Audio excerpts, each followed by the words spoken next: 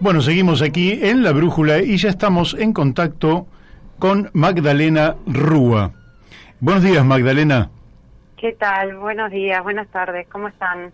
Bien, bueno, para nosotros buenos días porque nosotros empezamos el programa a las 11 de la mañana Temprano, y claro. todavía, lógicamente, no hemos probado ni un bocadillo, de manera que estamos con el estómago bien vacío a la espera de que a partir de las 2 nos vamos a casa y ahí almorzamos.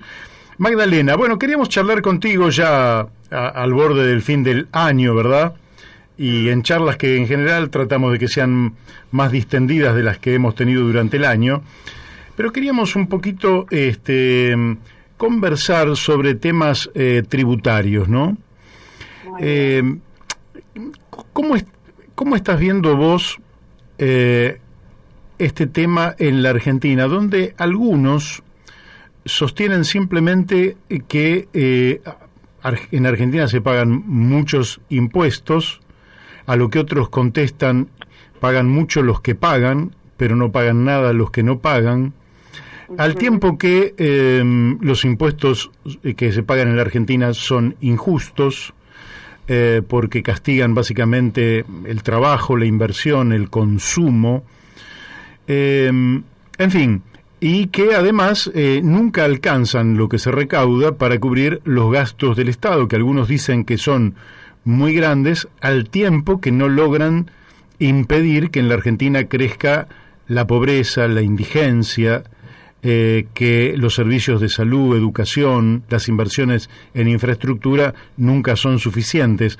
No sé si he relatado algunas paradojas y si querés empezar por alguna de ellas, pero te preguntaría cómo ves el sistema impositivo en la Argentina. Muy bien, sí, coincido con varios de los aspectos que mencionás. Sí, sobre todo hay un argumento que aparece, que está muy presente, que es que la presión tributaria en Argentina es elevada, y esta afirmación en realidad hay que relativizarla, porque es elevada para algunos, como bien decías, ¿no? Si uno analiza los distintos deciles de ingreso, puede ver que los deciles más pobres, o sea, el 10% más pobre de la población, termina pagando tasas efectivas de impuestos superiores que el 10% más rico, ¿no? El sistema tributario argentino es muy regresivo. Efectivamente, la mayor parte de la recaudación se nutre de impuestos regresivos, que los impuestos regresivos son aquellos que gravan con una misma alícuota a distintas capacidades contributivas, como por ejemplo el IVA, ¿no? El IVA es la misma tasa para absolutamente todos y, bueno, obviamente impacta muy fuerte sobre el consumidor final, impacta sobre los sectores populares, los sectores que no tienen capacidad de ahorro, incluso sobre aquellas personas que quizás ni siquiera llegan a cubrir sus necesidades básicas. Bueno, el sistema impositivo, la mayor parte de la recaudación se nutre de ese tipo de impuestos. El IVA es aproximadamente un 30% de la recaudación, y si nos fijamos, los impuestos más progresivos, como por ejemplo el impuesto a las ganancias, impuestos sobre los bienes personales, los derechos de exportación, que podíamos considerar como los más progresivos, entre todos ellos solamente abarcan un 30%, es muy poco, ¿no? El resto del sistema tributario son impuestos regresivos. Y esta situación se empeoró durante los últimos 4 años del gobierno de Cambiemos, con las reformas tributarias regresivas. El sistema se volvió todavía más regresivo y cayó lo que es la capacidad recaudatoria, que ahí hay un punto para pensar, para reflexionar, porque la presión tributaria no es más ni menos que la capacidad recaudatoria del Estado, es la recaudación en términos del Producto Bruto, es lo que se recauda en porcentaje de PBI sobre el Producto Bruto. Entonces, en definitiva, hay una visión un poco negativa sobre la presión tributaria, cuando en realidad la presión tributaria es la capacidad de recaudación del Estado, y en la Argentina estamos alineados en cuanto a los parámetros internacionales. Argentina, la presión tributaria incluso está muy por debajo de la presión tributaria de los países de la OCDE, está por debajo de la presión tributaria de los países de la Unión Europea, y incluso durante los últimos años ha caído, pasó del 2015 al 2019 del 31,5 al 28,4, cayó muy fuertemente, incluso en términos de millones de pesos, considerando la inflación en términos reales, también cayó. Eso que mencionás, la recaudación. eso Sí. que mencionás, ¿es el orden nacional o estás sumando los 3 niveles? Estoy sumando los 3 niveles. O sea que en la Argentina la recaudación total del Estado es de menos de 30 puntos. Exacto. Eso son los últimos números que publica la OCDE. La presión tributaria está alineada con lo que se presenta a nivel internacional, en definitiva. Lo que sucede es que justamente los impuestos más progresivos no han perdido participación dentro de la estructura, ¿no? En los últimos años el impuesto a las ganancias cayó, también cayó el impuesto sobre los bienes personales, que si nos ponemos a pensar, el impuesto sobre los bienes personales tiene hoy un peso de un 0,6% sobre el total de la recaudación, es un peso muy poco significativo. Y tengamos en cuenta que, bueno, los impuestos patrimoniales, por eso es tan importante el debate sobre el impuesto a las grandes fortunas, porque los impuestos patrimoniales en definitiva son los que son reconocidos internacionalmente como los mejores distribuidores de la riqueza, y acá claro, en la Argentina el peso de ese tributo es muy escaso. Entonces hay un aspecto a tener en cuenta para una futura reforma tributaria que tiene que ver con darle progresividad al sistema tributario. El régimen se tiene que volver más justo. Cuando se habla de justicia fiscal, estamos hablando de eso. Queremos decir que hay que darle progresividad al sistema, teniendo en cuenta el criterio de la progresividad tiene que ver con gravar con diferentes niveles, diferentes y alícuotas, de acuerdo a las distintas capacidades contributivas, de acuerdo a la capacidad económica, de acuerdo a los distintos niveles patrimoniales y de ingresos, tanto de personas como de las empresas, ¿no? Ese claro, es un punto. Y por otro lado, otro aspecto muy importante tiene que ver con la evasión y la elusión fiscal, que todavía existen huecos muy importantes en la legislación que facilitan de alguna manera la evasión y la elusión fiscal de las empresas multinacionales y de las personas de alto patrimonio, que esto es una constante en la historia argentina. Si nos fijamos en las declaraciones juradas que se publican en AFIP, en el anuario estadístico de AFIP, podemos ver cómo los argentinos declaran sus activos en el exterior. Los argentinos declaran un total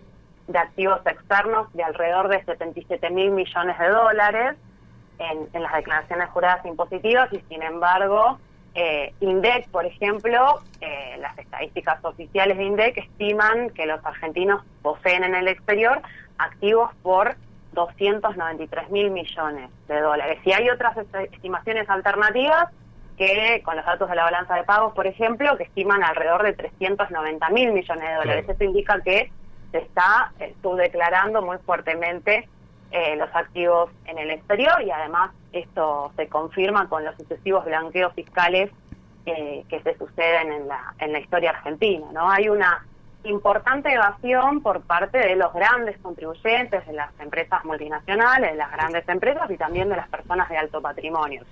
Después Sí, buen día, Daniel de Abrantes te habla. Escúchame, ¿cómo estamos en relación a un impuesto que muchos consideran también que debe ser uno de los ejes centrales en un nuevo esquema fiscal argentino, que es el impuesto a la tierra? Bueno, eso es un debate que está abierto. El impuesto inmobiliario es un impuesto hoy que está dividido por jurisdicciones, digamos, cada provincia establece este tipo de impuesto, pero bueno, podría pensarse la posibilidad de establecer quizás un impuesto a nivel nacional, ¿por qué no? O lo mismo con lo que es el impuesto sobre la transferencia gratuita de bienes, que hoy existe también a nivel jurisdiccional, a nivel provincial, lo que era antes el impuesto a la herencia, que fue derogado durante la dictadura militar del 76. Sí. Bueno, podría pensarse también la posibilidad de restablecerse ese tipo de impuestos que son de carácter progresivo y que justamente gravan a quienes tienen la mayor capacidad contributiva, el mayor nivel de patrimonio.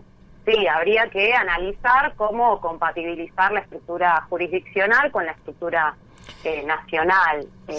También en la Argentina tenemos otra cuestión que es bastante compleja y esto que vos decís, ¿no? Cobran impuestos la nación, las provincias, los municipios, que de repente te sacan una tasa que grava el consumo de combustibles en ese municipio. Vos decís, pero como una cosa rara, ¿no?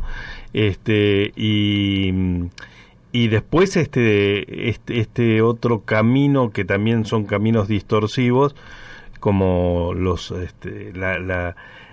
impuestos que se agregan en cierto tipo de servicios, como por ejemplo el servicio de aguas o saneamientos, ¿no? O cargas que no terminan de ser impuestos, pero que son cargas que se van sumando como capas geológicas y terminamos en una gran melange y una gran distorsión. Muchos dicen que deberíamos ir a un esquema mucho más reducido de impuestos, de cantidad de impuestos, para poder hacer una fiscalización más efectiva. Sí, habría que ver la manera también de financiar a municipios, provincias, porque bueno, el tema financiero también es muy importante. Siempre que se piensa en derogar algún tipo de impuestos, siempre hay que analizar bien el contexto, pero sin duda habría que pensar la manera de mejorar el sistema. Y, por ejemplo, hace poco analicé el sistema de la provincia de Buenos Aires y se comprobaba, se confirmaba esto también a nivel provincial. Los impuestos efectivos, las tasas efectivas terminan impactando en mayor medida a los deciles más bajos de ingresos. Claro. O sea, se repite el mismo esquema regresivo. Claro. Y a los deciles, al 10% más rico de la población, terminaba pagando tasas efectivas inferiores que las personas de menores ingresos. Entonces, bueno, hay que buscar la manera de, obviamente, en todos los órdenes, en los distintos planos jurisdiccionales, de darle progresividad al sistema. La Constitución avala la doble imposición, por ejemplo, esto que la imposición en un municipio, en una provincia y en nación, ¿no? Ahí es una cuestión de orden constitucional que hoy permite, ¿no? Nuestra Constitución Nacional permite que se grave la misma base imponible en distintas jurisdicciones. Claro. Ahora, un sistema progresivo tiene que, lógicamente, serlo efectivamente. En la realidad, yo veo que muchas grandes empresas, y no tan grandes también, eluden, evaden o trasladan impuestos, que también es algo que se oculta muchas veces. Yo fui comerciante durante muchos años y lógicamente que pagaba un buen volumen de impuestos, pero la realidad es que el que terminaba pagándolos no era yo, sino el consumidor final, porque yo necesariamente, sea el IVA o el cálculo de ingresos brutos o lo que fuera, naturalmente se traslada al costo del producto, y el que lo termina pagando es el consumidor final. ¿Cómo lográs vos que efectivamente un aumento sobre ese 10% más rico no termine siendo de una o de otra manera trasladado al resto de la sociedad? Bueno, es algo muy difícil el tema de la traslación de impuestos, es algo que sucede, pero bueno, también hay un nivel de precios que el consumidor está dispuesto a pagar y tiene un límite esa traslación, ¿no? Uh-huh. Hay un límite que es, bueno, el nivel de precios que el consumidor puede pagar. Entonces, hay todo un debate acerca de si es conveniente o no aumentar impuestos porque termina trasladándose. Yo creo que hoy en día estamos en un nivel de imposición bajo para las empresas, para las grandes empresas, justamente pensando en esto, en que en los hechos lo que se observa es que hay un gran nivel de evasión fiscal y las grandes empresas cuentan con múltiples herramientas para ahuecar la base imponible en Argentina. Entonces hay que pensar en una manera de aumentar, yo creo, progresivamente las tasas para las empresas con mayor capacidad contributiva y para las personas con mayor capacidad contributiva. Particularmente en el caso de las empresas, lo que sucede es que las grandes empresas aprovechan y utilizan maniobras de comercio exterior o utilizan a sus entidades vinculadas en el exterior para transferir de manera arbitraria ingresos, ¿no? A través de pagos de servicios, a través de pagos de intangibles, a través de pagos de deuda, de intereses. Bueno, hay sucesivas operaciones que se hacen en el comercio exterior y con entidades vinculadas dentro de los grandes grupos económicos, controladas o controlantes en el exterior, que permiten esta transferencia de ingresos hacia guaridas fiscales y terminan ahuecando, erosionando la base imponible en la Argentina. Bueno, hay que buscar la manera de adecuar nuestra legislación para que haya mayores controles sobre este tipo de operaciones de comercio exterior y con entidades vinculadas. Con entidades vinculadas se conoce como precios de transferencia, que son los precios de las operaciones intragrupo, que en definitiva permiten esta transferencia arbitraria de ingresos y minimizan el resultado imponible en la Argentina y hacen que caiga la recaudación en el país. Entonces, bueno, uno de los puntos que me parece que en los que hay que focalizar tiene que ver con esta cuestión de las operaciones, supervisar, controlar, fortalecer los controles en las operaciones de comercio exterior y, en cuanto a las entidades vinculadas, adoptar el criterio del grupo económico, porque hoy en la Argentina está establecido el criterio de entidad separada dentro de la legislación, y este criterio de que las entidades de un mismo grupo económico son consideradas entidades independientes, como si tuvieran intereses diferenciados, y en la realidad son entidades vinculadas que poseen intereses comunes, que forman parte de un único conjunto económico, y esa debería ser la forma que adopte nuestra legislación, para que no puedan canalizarse recursos a través de esas operaciones. Claro, sí, está perfecto. De la misma manera que los grupos más concentrados, supongamos un monopolio, vos cargas las tintas sobre el monopolio, pero el monopolio tiene una capacidad de trasladar, porque efectivamente, y cuando no es un oligopolio, también un monopolio es un oligopolio, es decir, también pueden trasladar eso, lógicamente que en algún punto pueden chocar en el traslado con los precios de una competencia externa, pero cuando los grandes grupos económicos se asocian para manejar los precios, uno, si no conoce sus costos, evidentemente los pueden trasladar al consumidor final sin mayor inconveniente. Claro, sí, por eso también es importante tener información de estos grupos, ¿no? Lo que es la información contable. Hay que avanzar en una reforma, para mí también en ese sentido, de poder disponer de la información de costos, de la información de ingresos de estas empresas hacia adentro del grupo económico de las distintas jurisdicciones, para justamente poder conocer a ciencia cierta cuántos son los costos, cómo se distribuyen los costos, cómo se distribuyen los ingresos. Ahora, en este momento, está vigente lo que es el Country by Country Reporting a nivel internacional. La OCDE dispuso este sistema donde, bueno, las empresas multinacionales, las grandes, que facturan más de 150 millones de euros, estas son las que tienen que brindar información desagregada de cada una de las jurisdicciones. Bueno, este sistema debería también existir para, todos los grupos que funcionan en la Argentina, poder contar con información fehaciente de los ingresos, de los costos, para poder también controlar estas transferencias arbitrarias de ingresos hacia el exterior. Claro. Sí. Y te quiero preguntar un poco también por el famoso impuesto inflacionario. El impuesto inflacionario tiene vericuetos, ¿verdad?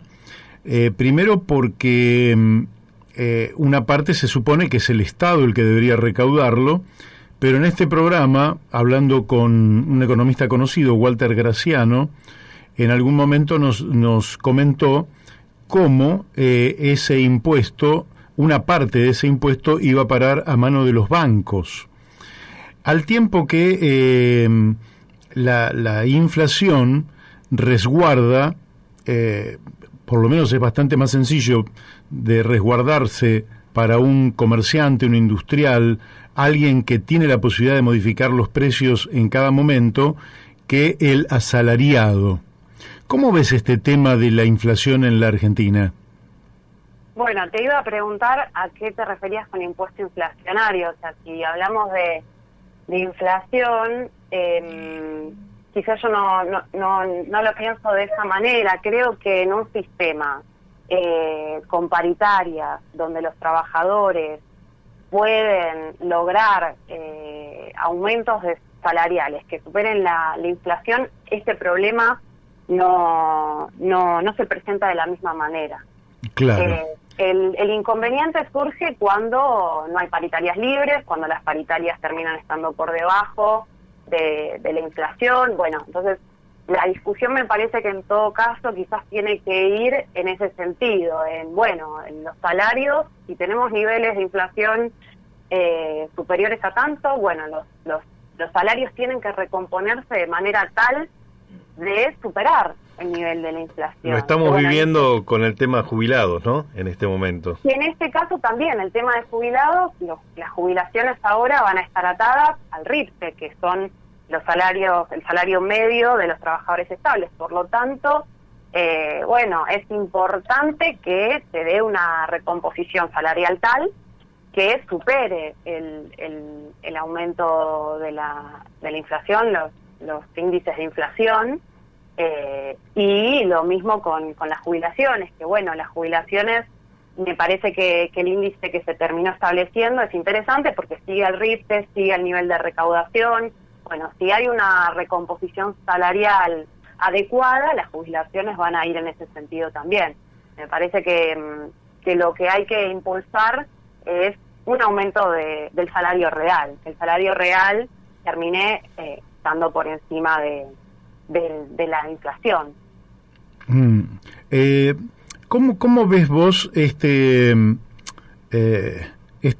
hecho que hay toda una corriente liberal que la escuchamos permanentemente porque lógicamente tiene el beneplácito de los grandes medios, donde habla de gasto público en el caso de, por ejemplo, el cobro de impuestos, pero que cuando el Estado le saca a un privado, digamos a través de un impuesto, y luego a través de una jubilación lo devuelve a otro privado, indudablemente que el gasto público se reduce a la administración de esas transacciones, pero no se puede llamar el gasto público lo que el Estado toma 100 pesos de un privado y le devuelve 100 pesos a otro privado. Lo que se discute en ese caso es la distribución del ingreso y no el gasto público. ¿Cómo ves vos esto? Porque la Argentina, entre otras cosas, tiene que fortalecer su mercado interno y la política impositiva y redistributiva del ingreso es el mecanismo aparentemente más adecuado para fortalecer su mercado interno. ¿Cómo ves vos este argumento de los pseudoliberales que abundan en la Argentina? Mira, no sé bien cuál es la discusión. Entiendo que sí hay que fortalecer el mercado interno.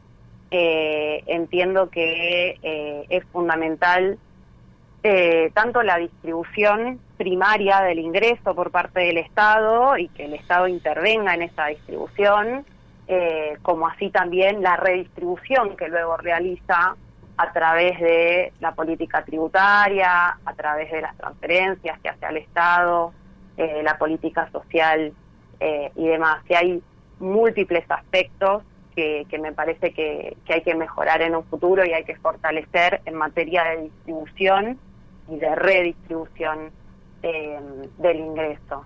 No sé si esta es la discusión. Lo que yo apunto es que han creado en la cabeza de mucha gente la idea de que los subsistemas de un sistema, por decirlo de alguna manera, son independientes, como si en el ser humano fuera independiente el sistema circulatorio del sistema digestivo o del sistema nervioso, digamos, cuando en realidad somos un ser humano, somos una integralidad. El Estado no es un subsistema aislado del conjunto, sino que es parte fundamental para la constitución de ese conjunto social, ¿verdad?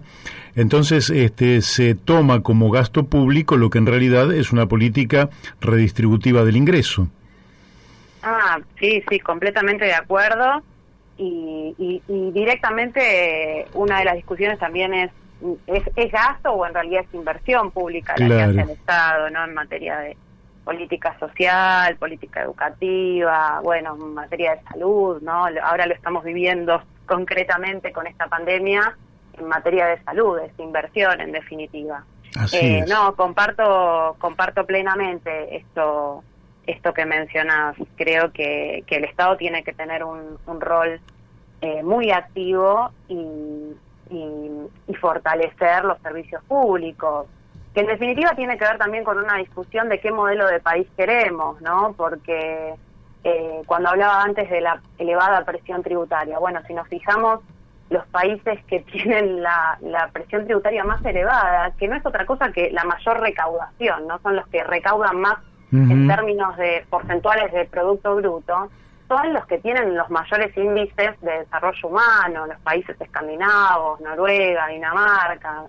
Entonces, bueno, ¿qué modelo de país queremos? Queremos un modelo de país con una recaudación fuerte, con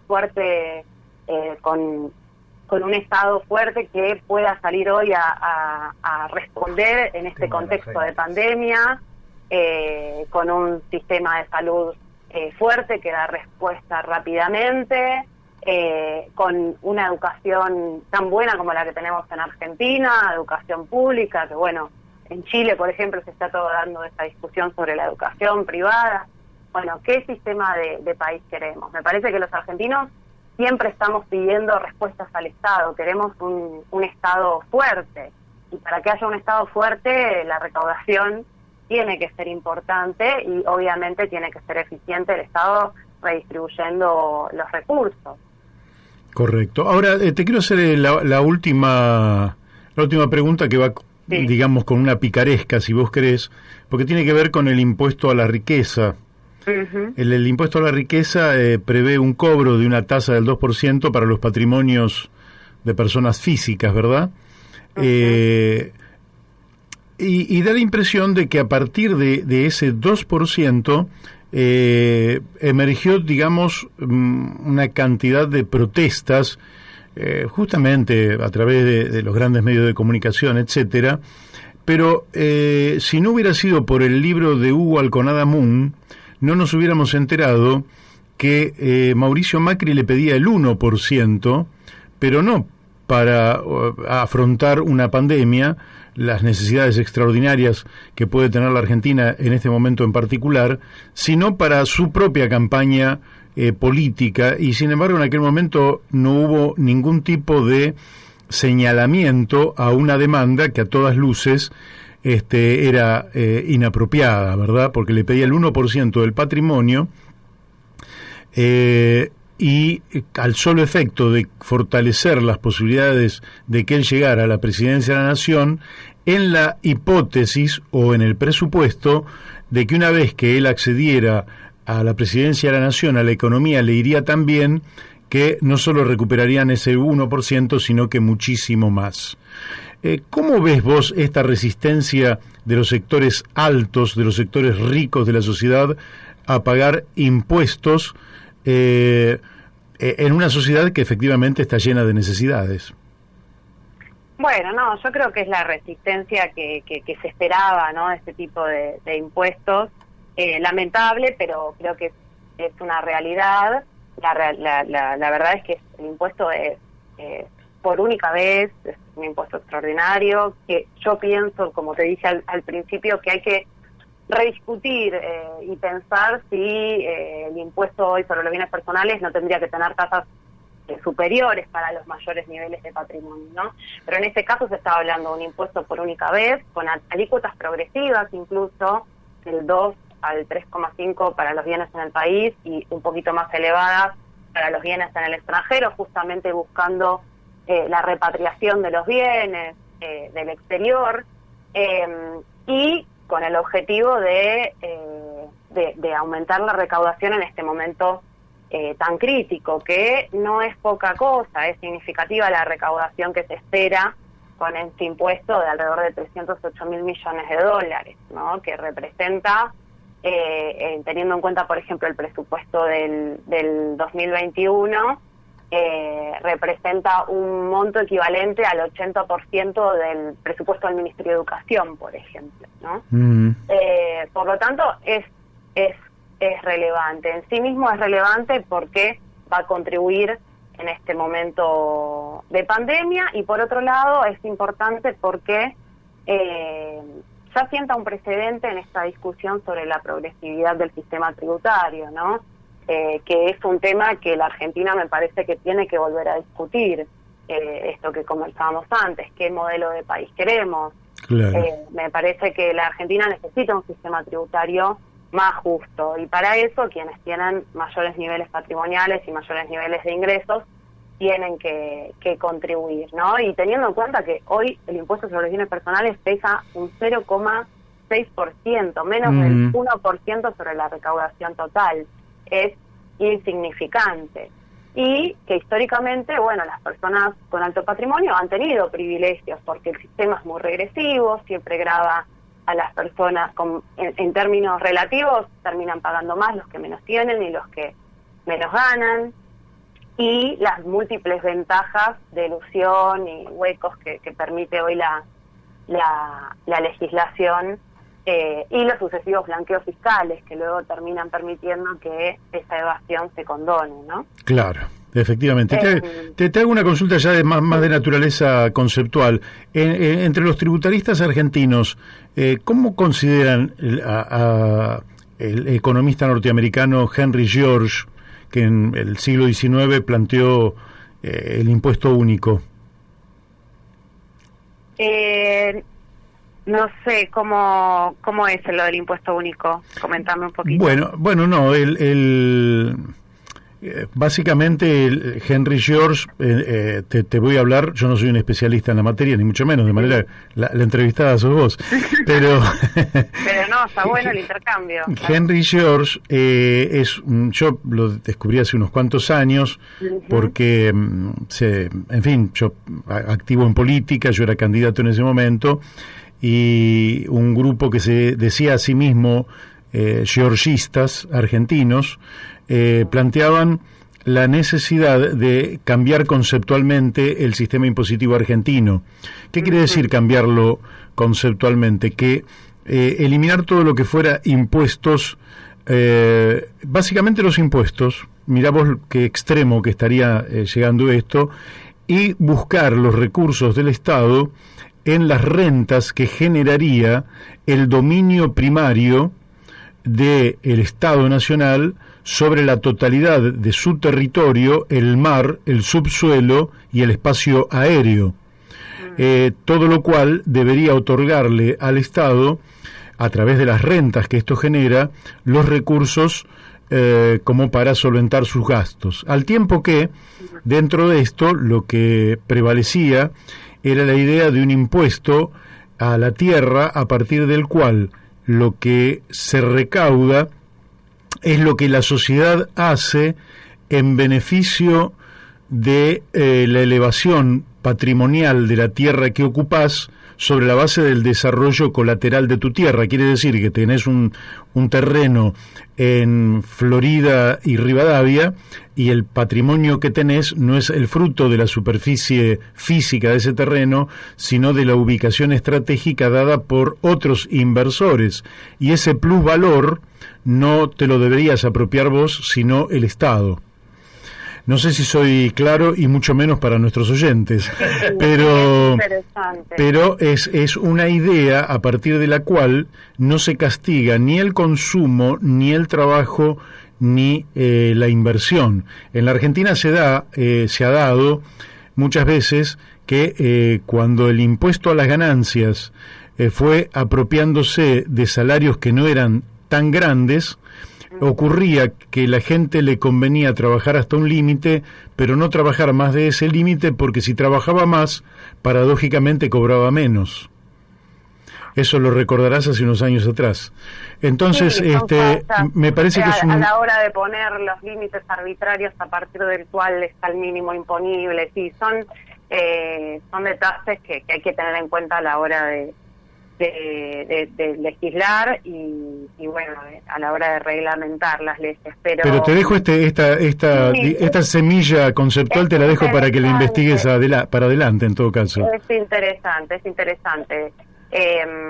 Sí, yo pienso que en este debate sobre la inversión productiva, que también era uno de los puntos que se mencionaban en relación con este impuesto a las grandes fortunas, no creo de ninguna manera que desestimule la inversión, un sistema progresivo, ¿no? No, claro. Y obviamente hay que buscar la progresividad del sistema, pero eso no desestimula la inversión, por el contrario, bueno, vimos en los últimos años que cuando en los años de la gestión del gobierno de Cambiemos, se dieron demasiados estímulos al sector empresario, al sector privado, y por el contrario, la inversión productiva cayó, ¿no? Y se fortaleció el sistema financiero, el sistema especulativo. Y en este caso, por ejemplo, en el impuesto a las grandes fortunas, uno de los argumentos que se decían era que iba a afectar la inversión productiva, y en realidad cuando miramos las declaraciones juradas de bienes personales de las personas de alto patrimonio, de los estratos más altos de bienes, vemos que solamente en el país declaran un 2,4% de inversión productiva. O sea, sobre el total de sus bienes solamente representa un 2,4% los activos en acciones, en títulos, en el país. Por lo tanto, por el contrario, este impuesto a las grandes fortunas debería estimular a una repatriación de esos activos del exterior con estas alícuotas. La mayor parte de sus activos los poseen en el exterior. Uh-huh. Pero es un debate muy interesante. Hay muchos aspectos para analizar y reflexionar en materia en materia tributaria, ¿no? Y de recaudación. Correcto. Bueno, Magdalena, te agradecemos muchísimo la amabilidad que has tenido de participar en nuestro programa. Y te vamos a desear que tengas felices fiestas y que empieces muy bien el 2021. Igualmente, felicidades.